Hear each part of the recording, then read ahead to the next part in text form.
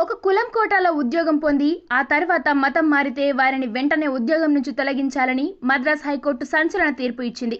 భారతీయార్ విశ్వవిద్యాలయంలో జరిగిన అక్రమ నియామకాలపై విచారణ సందర్భంగా జస్టిస్ ఆర్ మహదేవన్ ఇటీవల ఈ ఆదేశాలు జారీ చేశారు. ఒక ఉద్యోగి నిర్దిష్టంగా ఒక కులానికి కేటాయించిన కోటాలో ఉద్యోగం పొంది ఆ తర్వాత మతం మారితే ఉద్యోగం నుంచి తొలగించాలి. వారికి ఉద్యోగంలో కొనసాగే హక్కు ఉండదు. అలాగే అపాయింట్మెంట్కి ముందు మతం మారినా వారికి కూడా సంబంధిత కులం కోటా వర్తించదు అని తెలిపారు.